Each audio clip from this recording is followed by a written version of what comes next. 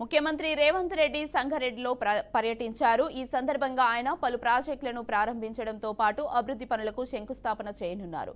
ముందుగా సీఎం జహీరాబాద్ నియోజకవర్గంలో బసవేశ్వర విగ్రహాన్ని ఆవిష్కరించారు.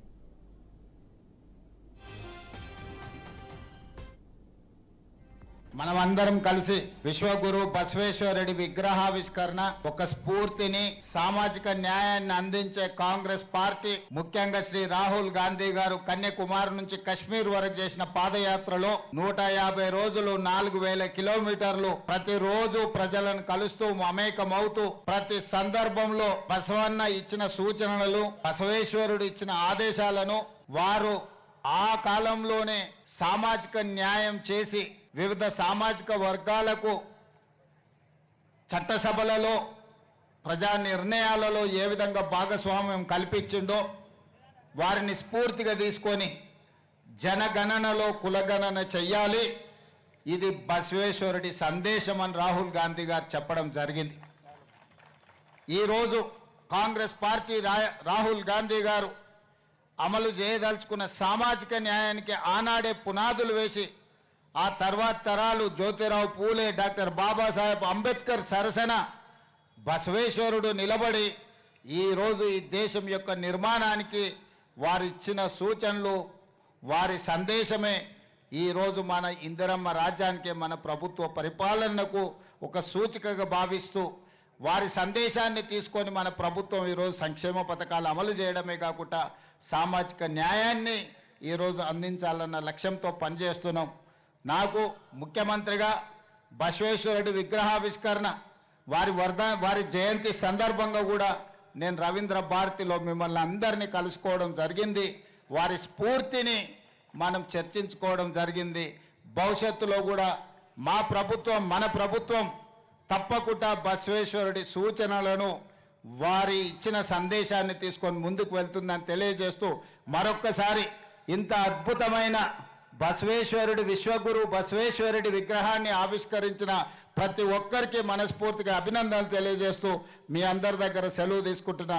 మీరందరూ కూడా అక్కడ బహిరంగ సభకు వస్తే మిగతా అన్ని అంశాలను అక్కడ మనం మాట్లాడుకుందామని తెలియజేస్తున్నాను. ధన్యవాదాలు మిత్రులారా. ఈనాడు మనమందరం కలిసి విశ్వగురు బసవేశ్వరరెడ్డి విగ్రహావిష్కరణ ఒక స్ఫూర్తిని సామాజిక న్యాయాన్ని అందించే కాంగ్రెస్ పార్టీ ముఖ్యంగా శ్రీ రాహుల్ గాంధీ గారు కన్యాకుమారి నుంచి ఉమ్మడి జిల్లా పాలకుర్తి నియోజకవర్గ కాంగ్రెస్ ఎమ్మెల్యే యశస్విని రెడ్డి అత్త ఝాన్సీ రెడ్డి ఆమె భర్త రాజేందర్ రెడ్డికి హైకోర్టు సోకాజ్ నోటీసులు జారీ చేసింది. 2017లో మహబూబాబాద్ జిల్లా తొర్రూరు మండలం గుర్తూరు గ్రామంలో 75 ఎకరాల భూమిని ఝాన్సీ రెడ్డి కొనుగోలు చేశారు. ఈ భూమి కొనుగోలులో విదేశీ మారక ద్రవ్య నిర్వహణ చట్టం నిబంధనలు ఉల్లంఘించారని దామోదర్ రెడ్డి అనే వ్యక్తి హైకోర్టును ఆశ్రయించారు. ఈ వ్యవహారంలో నిబంధనలకు విరుద్ధంగా ఝాన్సీ రెడ్డికి పాస్బుక్ మంజూరు చేశారని ఆరోపిస్తూ revenue principal secretary, CCLA commissioner, జిల్లా కలెక్టర్, ఆర్డీఓ, తహసీల్దార్లకు కూడా నోటీసులు జారీ అయ్యాయి. ఈ భూమి కొనుగోలు వ్యవహారంపై పూర్తి స్థాయిలో విచారణ చేపట్టి నివేదిక సమర్పించాలని ఎన్ఫోర్స్మెంట్ డైరెక్టరేట్ జాయింట్ డైరెక్టర్కి కూడా హైకోర్టు నోటీసులు జారీ చేసింది.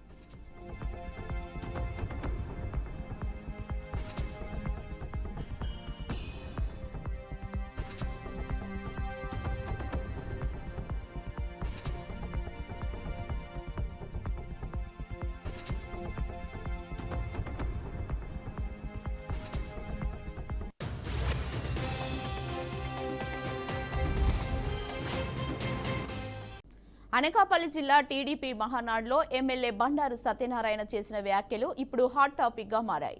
తానే టీడీపీకి చెందిన ఎమ్మెల్యే అయినప్పటికీ పార్టీ పట్ల అసహనం వ్యక్తం చేశారు. తాము ఏమి పాపం చేశామని రాష్ట్ర ప్రభుత్వం నిధులు విడుదల చేయడం లేదని ఆవేదన వ్యక్తం చేశారు. ప్రజలు తమకు ఓట్లు వేసి 28,000 మెజారిటీతో గెలిపించారని గుర్తు చేశారు. అన్ని నియోజకవర్గాలకు సమానంగా నిధులు ఇవ్వాలని డిమాండ్ చేశారు.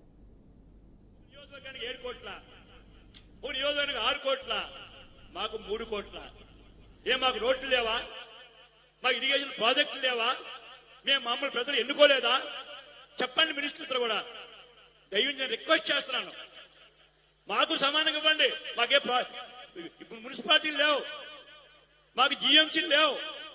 ఉన్నదల్లా గ్రామీణ ప్రాంతం. నాకు కేఎస్ చోడవరం ఎమ్మెల్యే గారిని మరి మాకు అభివృద్ధి అక్కర్లేదా? మేము ప్రజలకు చెప్పుకోక్కర్లేదా?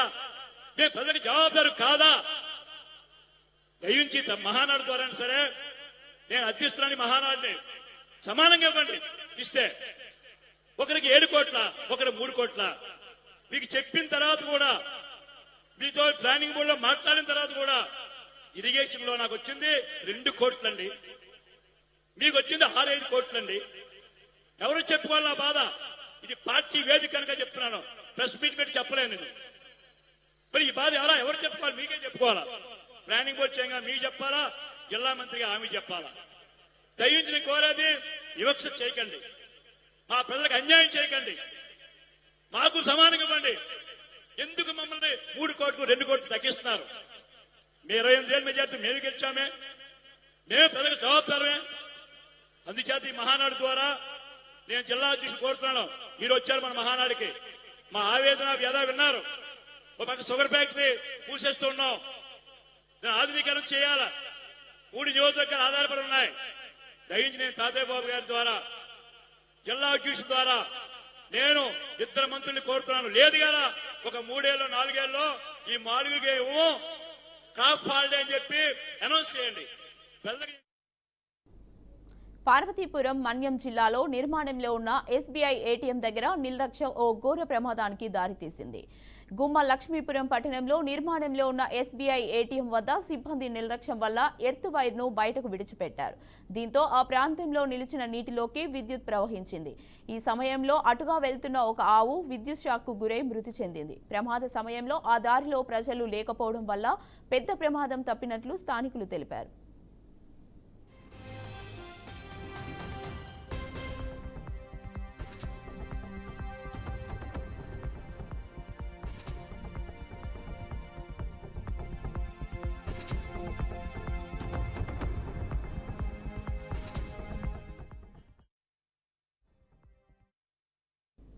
తిరుమల టీటీడీ పాలక మండలి ఎక్స్ అఫీషియా సభ్యునిగా దివాకర్ రెడ్డి నియమితులయ్యారు. తిరుమల శ్రీవారి ఆలయంలో ప్రమాణ స్వీకారం చేశారు. దివాకర్ రెడ్డితో కుటుంబ సభ్యులు కూడా స్వామివారిని దర్శించుకున్నారు. రంగనాయకుల మండపంలో వేద పండితులు వేదాశీర్వచనం అందించారు.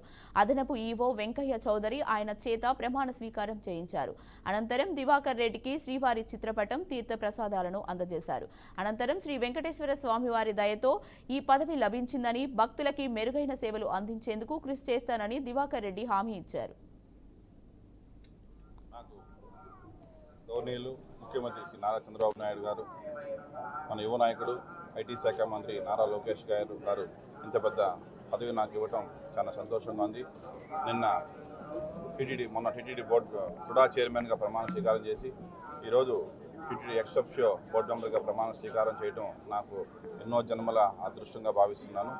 ఇంత పెద్ద అవకాశం నాకు భగవంతుడు వెంకటేశ్వర స్వామి ఇచ్చిన దానివల్ల నేను ఖచ్చితంగా తిరుపతికి వచ్చేటువంటి, దర్శనానికి వచ్చేటువంటి ప్రతి ఒక్క పిలిగ్రిమ్స్ కూడా ఎటువంటి ఇబ్బందులు రాకుండా, వాళ్ళు రాకపోకలకు రావచ్చు, డెవలప్మెంట్స్ సంబంధించిన రోడ్స్ కావచ్చు, వాళ్ళకి కావాల్సినటువంటి ఫెసిలిటీస్ అన్ని కూడా ఏ విధంగా చేస్తే మన ప్రతిష్ట మరింత పెరుగుతాదో దాన్ని కృషి చేస్తానని, అదేవిధంగా ప్రపంచంలో ఈ పొద్దు నెంబర్ 1గా ఉన్నటువంటి మన ఒకటే ఒక దేవాలయం మనం గర్వంగా చెప్పినది కొండ తిరుమల కాబట్టి, అట్లాంటి తిరుమలని ప్రపంచవ్యాప్తంగా కూడా ఓం నమో వెంకటేశ అనే విధంగా మాక్సిమం నా వల్ల అయినంత కృషి చేసి నేను ప్రతి ఒక్క భక్తుడి గుండెల్లో కూడా ప్రతి ఒక్కరు కూడా ప్రతి రోజులో ఎంతో కొంత సమయం దేవుడికి కేటాయించే విధంగా నేను ప్రయత్నిస్తానని, అదే కాకుండా అతి త్వరలో కూడా టుడా చైర్మన్ అయిన తర్వాత 2-3 రోజులు మీటింగ్ రివ్యూస్ పెట్టుకుంటాను. దాంట్లో మొట్టమొదటి ప్రయారిటీ కూడా నేను పిలిగ్రిమ్స్కే ఇస్తూ అన్ని కూడా వాళ్ళకి ఎటువంటి ఇబ్బందులు రాకుండా నేను మనస్ఫూర్తిగా ఉండి వాళ్ళు సక్సెస్ఫుల్గా పోయేటట్టుగా నేను ప్లాన్ చేస్తాను మనస్ఫూర్తిగా. ఈరోజు నాకు గౌరవనీయులు ముఖ్యమంత్రి శ్రీ నారా చంద్రబాబు నాయుడు గారు, మన యువ నాయకుడు ఐటీ శాఖ మంత్రి నారా లోకేష్ గారు ఇంత పెద్ద పదవి నాకు ఇవ్వటం చాలా సంతోషంగా ఉంది. మొన్న టీటీడీ బోర్డు టుడా చైర్మన్గా ప్రమాణ స్వీకారం చేసి ఈరోజు టీటీడీ ఎక్స్ అఫీషియో బోర్డు మెంబర్గా ప్రమాణ స్వీకారం చేయడం నాకు ఎన్నో జన్మల అదృష్టంగా భావిస్తున్నాను. ఇంత పెద్ద అవకాశం నాకు భగవంతుడు వెంకటేశ్వర స్వామి ఇచ్చిన దానివల్ల నేను ఖచ్చితంగా తిరుపతికి వచ్చేటువంటి